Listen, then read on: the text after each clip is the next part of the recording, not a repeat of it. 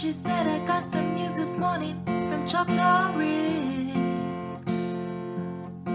Today, Billy Joe McAllister's jumped off the Tallahatchie Bridge.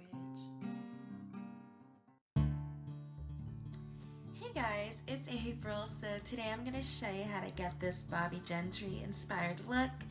I am a huge fan of female country singers in general, but Bobbie is definitely my favorite. I just always really love the tone of her voice and the tone of her songs. You know, I mean, country has been known to be a little sad and somber, and I resonate with that. And I just always really loved Bobbie. And I think the first time I ever listened to her or ever saw her, I was probably about 8 or 9 years old.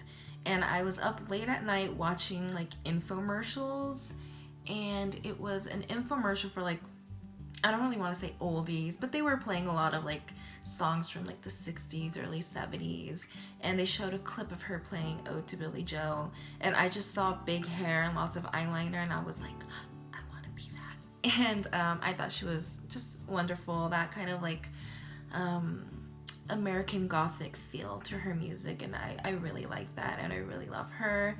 As we know, she's a bit reclusive these days, and I think she's just living her best life. I hope you're well, Bobbie. I mean, I really doubt she's ever gonna see this video, but you know, we miss you, girl. Anyways, enough of me talking. Quick little summary. I'm gonna show you how to get this look. I also did a hair tutorial.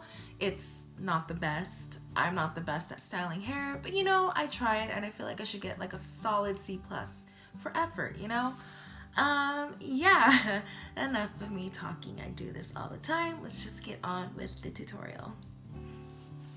Also, in case you noticed, this eye is a little messed up in the crease.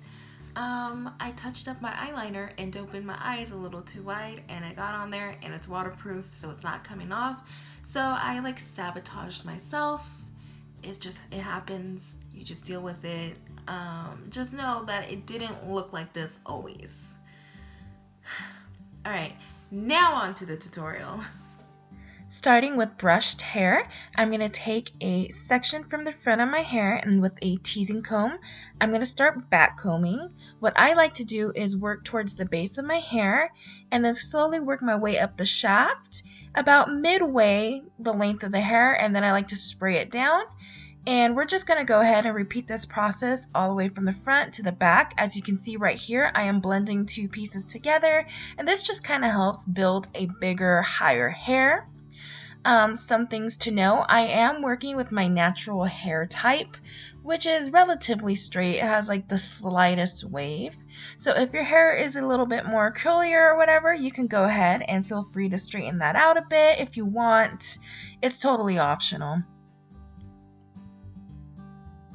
Something that you can do to help with this hairstyle is throw your hair up in some heat rollers before teasing. This will help build some height since we're going to be using a little bit of heat and over directing. So to really lift that root, you can also use a dry spray like dry shampoo or a teasing powder, and that can also help build a lot of height. I'm just kind of doing this because I'm going to take a shower soon after this. I'm just kind of just using hairspray. But if you use a powder, it definitely builds a lot of height, and that's what I used the first time around. And as you can see, I also started teasing the sides of my hair, and I'm gonna let that hairspray dry in that shape, so when I flip over, I get the most height. And now I'm just going to use my comb, and I'm going to smooth this out. Please be careful when you do this step because you can flatten your hair like I did a little bit. I think I just brushed it out a little bit too much. But, you know, if that happens, you can just go ahead and lift that piece up again and tease it. I didn't really realize how flat it had gotten until much later, so my bad. But I have faith that you can do this. Also, as you can see, I kind of have my hair going towards the side. It's not being brushed fully back. It's kind of being brushed off to the side as if you had your hair parted. I just feel like that's a very Bobbie Gentry thing, although she certainly had it brushed back before too. but I wanted to do the BBC 1969 look, so, you know, yeah. Moving on to skin, it always helps to have a nice blank slate. So I'm just mixing two of my foundations. You can use whatever foundation works well for you. And I'm personally using a beauty sponge because I feel like it covers more surface area. But just go ahead and apply foundation all over your face to get that nice blank slate. With a tapered blending brush and some Coty Airspun, I'm going to go ahead and set my under eyes and around my nose. These are the areas that tend to get creased first, so I like to set them right away. And now I'm just taking a big powder brush and I'm going to dust the rest all over my face. A nice matte finish does work really well with this look. You can certainly fill in your eyebrows, but I'm just going to go in with some brow gel because that's all I really need these days. Next, I am taking a satin finished gray eyeshadow and just doing the sheerest wash on the lid. This is totally optional. I mean, it's hardly noticeable, so you don't have to do it. Now picking up my beloved Gwen Stefani palette, I am taking a gray eyeshadow and a medium toned brown eyeshadow with an angled brush, and I'm going to go ahead and start mapping out the crease. So I like to start within the inner corner and I swoop that up, and as you can see, the inner corner of my eye is actually the highest point.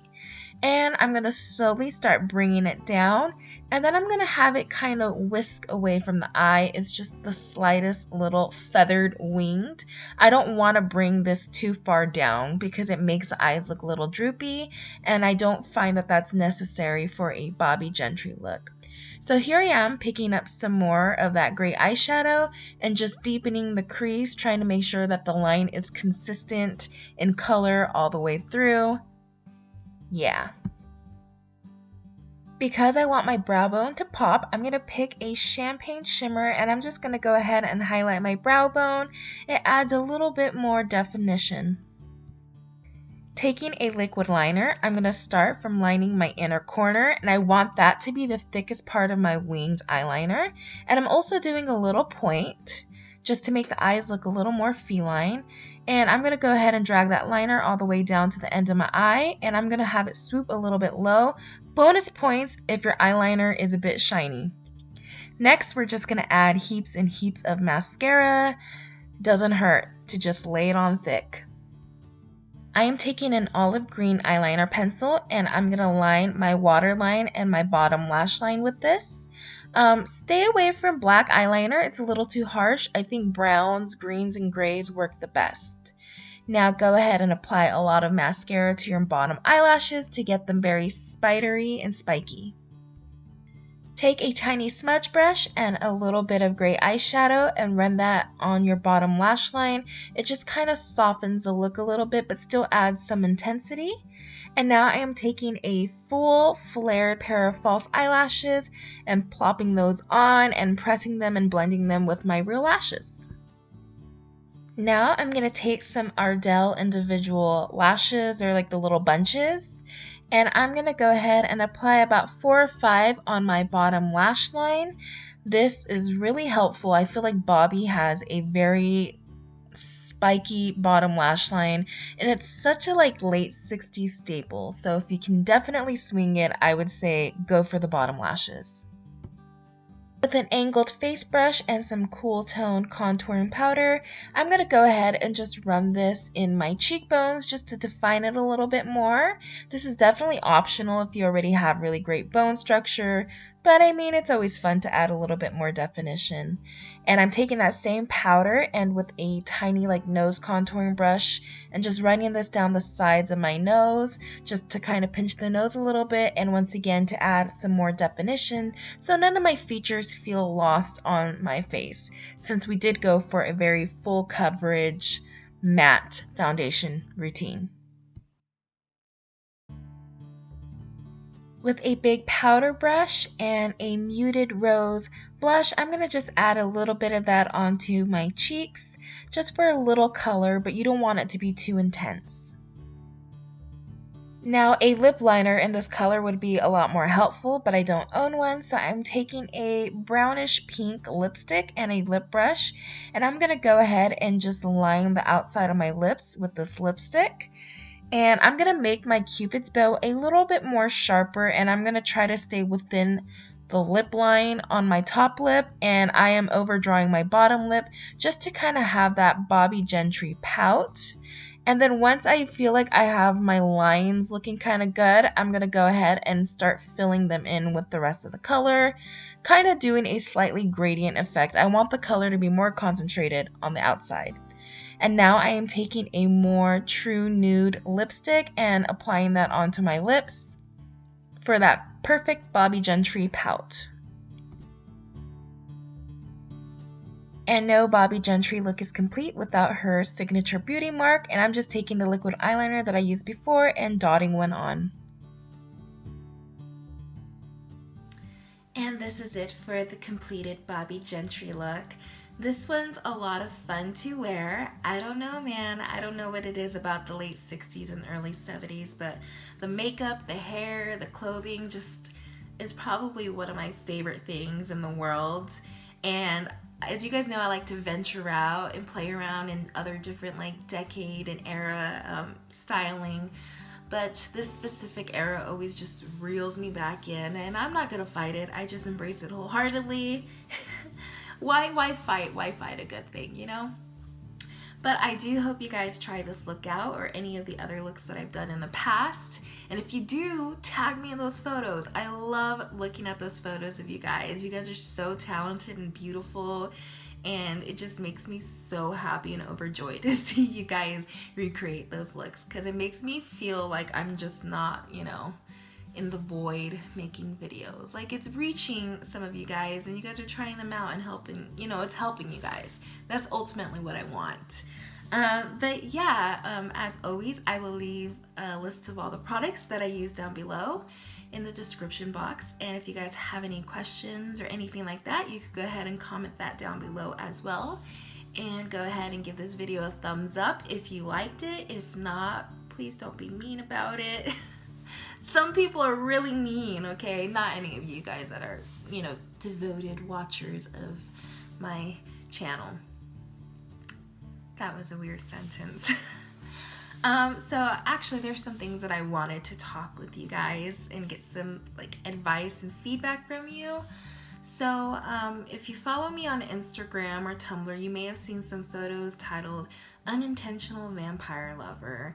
And I got an overwhelmingly positive response on those photos, and you guys seemed really interested in me doing like a tutorial on it.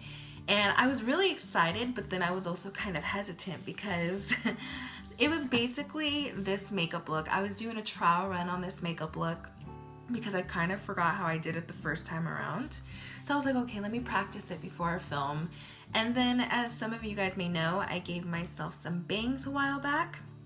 I know, I fucked up. I shouldn't have done it. Not that I thought they looked bad, but there was other hairstyle tutorials that I needed to film. And yeah, that's why this happened.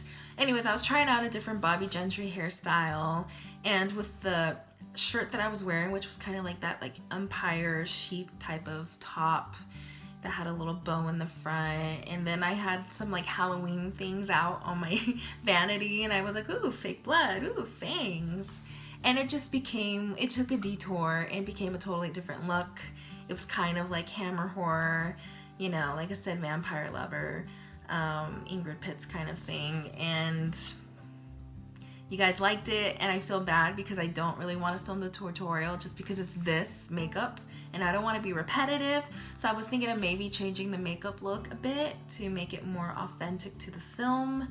But I don't know, I kind of want your guys' feedback. Should I film it with different makeup? Should I film it with the same makeup? I'm definitely going to do the hair. The hair has to happen because that was really great hair. And I want to do that to myself again. But I'm not sure about the whole makeup thing. So some feedback on that would be great. And then another thing, so I have not been able to stay up as late as I usually do. I've been having to wake up really, really early for work. And by the time it's like 9 or 10 at night, I'm like exhausted and I just want to go to sleep.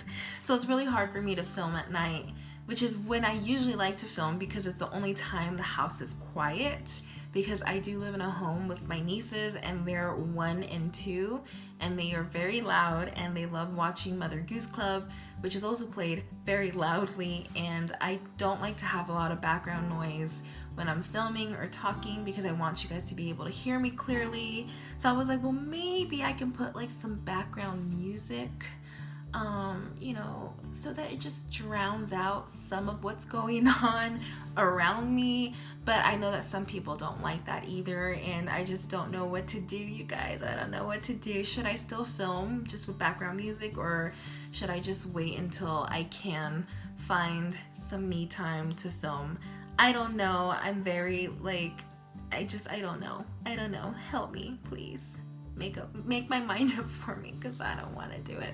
Anyways, this outro is really long and I don't want this video to be crazy long. So thank you again for watching. Please give me some feedback. It would be very helpful and I would appreciate it so much. And yeah, until next time, bye.